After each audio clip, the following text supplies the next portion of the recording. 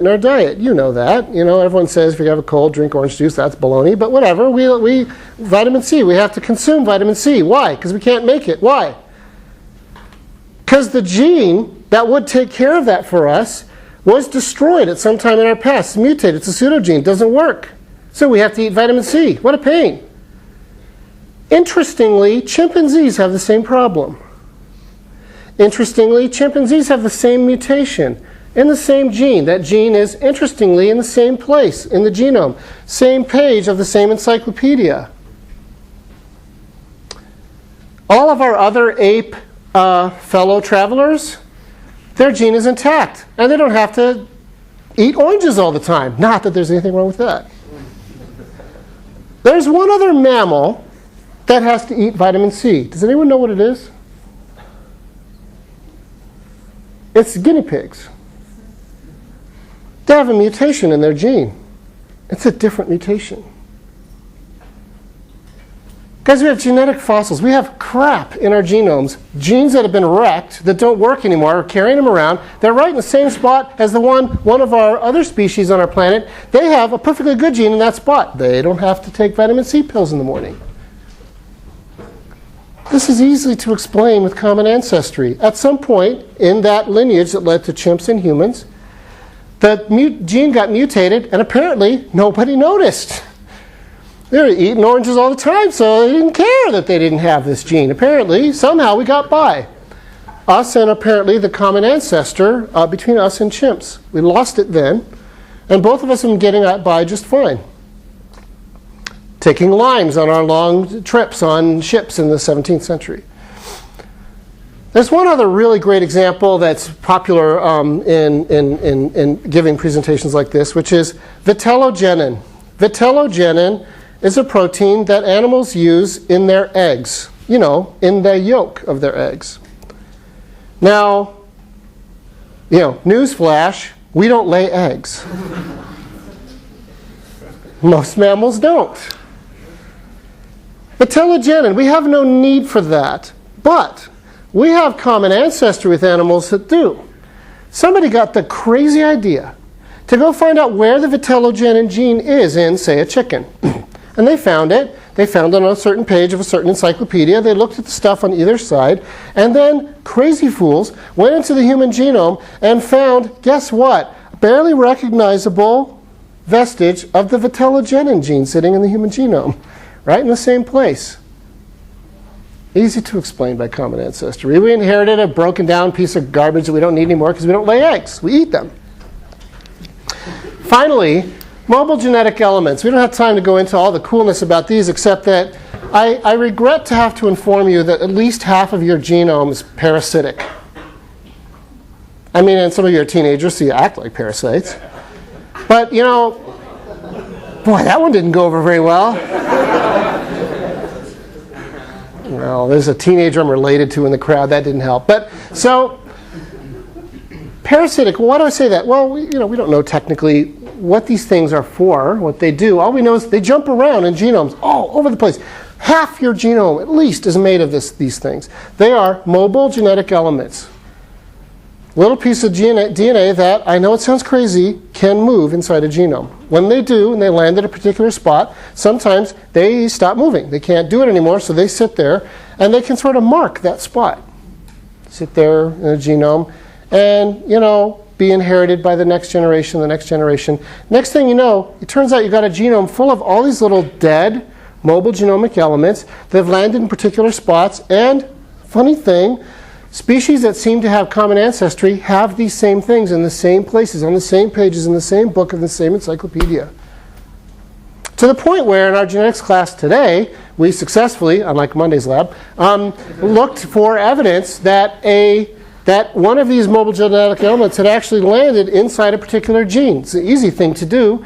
We used PCR to look at that piece of DNA to see how big it is, and if there was a mobile genetic element in it, the piece would be bigger. Yet these things are everywhere.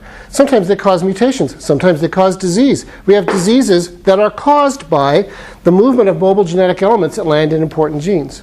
And by the way, sometimes these things, sometimes they go land there, they die, then they just lay there like another genetic fossil accumulating mutations. Sometimes they come back to life. and move around. You have mobile genetic elements in your body. They're mobilized right when you make your gametes. Really bad timing, if you ask me. So that you can give them to your kids. Woohoo! And where they are and how they behave is impossible to explain outside of common ancestry. I don't know what you do to get around that one. Okay, I already did that. We're not doing that. Did it again. We're done with the evidence. We could go on for hours, and you don't want to listen to me, and I don't want to talk for that long. Let me just close that part of the talk by just saying to you that there's other things we could have discussed, the universal genetic code, for which we have no good explanation. But the point is, it might really help you if you're coming to grips with evolution tonight or in the last few months or whatever, to do something that was recommended to me by someone I know very well, who said, you know what really helps, Steve, is, quote, spending time with the data. Scientists, that's all we do. We sit around with data. We're geeks. It's lame. But if you're new to this, I want to suggest to you that you maybe try some of the books I brought. Try spending some time with the science to get a little more comfortable with this basic idea that we can explain an awful lot of things about the living world through common ancestry. Let me turn to another topic, though, and I'll only spend a little time on this, then we'll take questions, and maybe other things will come up then. So, evolution for Christians. Are there problems for Christians when considering this story I just told? Of course. Of course. We haven't even gotten to random mutation. Oh, you want to see people get excited? Talk about random mutation. Well, we won't even go there. Let's just talk about this story of common ancestry, of you being related to chimps and mice and fish and trees. Now, that doesn't bother me, but look at me. So that probably doesn't help you. So what are the problems here with this thing? Let me tell you what should not be a problem. Well, I hear it all the time. There's a whole episode of the PBS special on evolution called What About God? And the premise seems to be, well, if you can explain me or him or this or that through your natural science, then what about God? The premise seems to be, if you have a natural explanation, you've ruled out God. Please tell me there are some Reformed Christians in the crowd who know that's nonsense. If you don't believe it, or if you're still saying, well, but, here's the point of this slide. These are two of my favorite people in the world. Doesn't matter who they are. They're full-grown human beings, and rather competent ones, apparently, at least at doing whatever it is they're doing there. Somehow, God created these two gentlemen from one of those. That's a human embryo. I could have been more dramatic and showed a zygote, a single cell. Somehow, God created these image bearers of His and all of the ones in this room, the pinnacle of creation. I think we all agree with that, and I don't mean more complex or whatever. I just mean these are God's image bearers. There are psalms dedicated to talking about this process. And you know what? Nobody ever says, what about God, when I go to a meeting of developmental biologists who talk about how that turns into that. Never. There are no ministries in Seattle dedicated to undermining developmental biology. Not one. Seattle, it's a cool place. What? I just randomly chose it. Christians do not scream and yell at each other about whether natural explanations can explain this. Why? I'll let you think about it. I'll simply suggest that the notion that a natural explanation for the evolution, the appearance of species on this planet, including human beings, the notion that that rules out God's action is well nigh blasphemous. So, ixnay on that. That's not the problem. Natural explanation, so. What is the problem? What are the problems? Well, guys, I hope they're obvious. Ancient Earth and common ancestry, where do you put the fall? Isn't that the question? Nod your head, tell me you're still awake and you're with me. Unless you disagree, like, I don't care about that. In which case, yeah.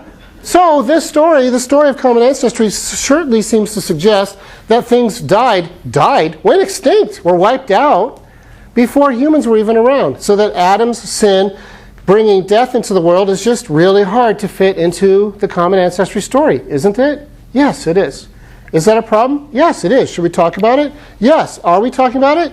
Yes, we are. Well, not just here and now, but some of the people in the crowd are part of a group of people that are going to tackle this. There's another cloud hanging over us. That's not the topic tonight. Let's not pretend, oh, well, whatever, the days are really long. That doesn't solve the problem. It doesn't. It must be more than that. And we're not going to all agree on how to solve that problem. And then there is the particular issue of human descent. And I don't just mean human animal ancestry. I mean, we just erased from our church's official writings a sentence that's made a big beef about that. I don't just mean humans having common ancestry with chimps or rats or pine trees. I mean this idea that our confessions really do say, that we accept, which is that our original parent, Adam, and our mom, Eve, she always seems to be forgotten in this discussion, but, did something bad that we have all inherited. It's really true, in my opinion, that our confessions seem to claim that we are all descended from exactly two people. Biologically descended from exactly two people. I do think that it sure does seem that that's what our forebears in this Reformed gig thought. You could add it's a little bit worse than that because there were only 8 people on the ark. But the point is now that all of humanity and all of its diversity and all of its genetic diversity, all of its racial diversity, all of its etc. diversity, all descended from a very small number of people. That's hard to fit with the story of common ancestry. That's not how species come to be on boats. The genetic diversity problem is a problem no matter what you choose, unless you get one of the uncleans or the cleans that had 7 of them or something like that. But when you're talking about a pair of animals generating an entire species, and by the way, it's an awfully big boat, so you're going to want them to be genuses or families or something, and then diversify after that. Oh my gosh, do you have any idea what you're up against in terms of generating that genetic diversity in 7,007 years or whatever the number is? So that's a problem. And we're talking about that. Do we need one parent to generate the human race in order to account for original sin? I'll simply say publicly, I don't see why we need that. But I see why people think that our confessions commit us to that. I do. All right. But let me close by addressing you to say what I think are the most important things I want to say tonight. I want to tell you how not to be a creationist. I'm going to leave the definition of creationist vague because I actually consider myself a creationist. I believe God, the Father Almighty, maker of heaven and earth. That makes me a creationist. But of course that's not what we mean by that. We mean someone who's going to deny that the evolutionary story is true because it doesn't fit with something else that you believe. How not to be a creationist. Do not deny the explanatory power of common descent. I know it sounds like I'm saying, don't you dare disagree with me. And that's not what I mean, because I love it when people disagree with me. What I mean is, it's really unwise to say that the theory is a joke. Richard Dawkins said it really well, and I actually agree with him on this, even though I think it should be nuanced in some important ways. Surprisingly enough, Richard Dawkins is not nuanced. It is absolutely safe to say that if you meet somebody who claims not to believe in evolution, that person is ignorant, stupid, or insane. Or wicked, but I'd rather not consider that. Being a generous fellow. He was talking about common ancestry here. He wasn't talking about random mutation, natural selection, genetic drift, blah, blah, blah. No. He's talking about common ancestry. You're exposing yourself to this if you say that you think that the explanation is stupid or obvious.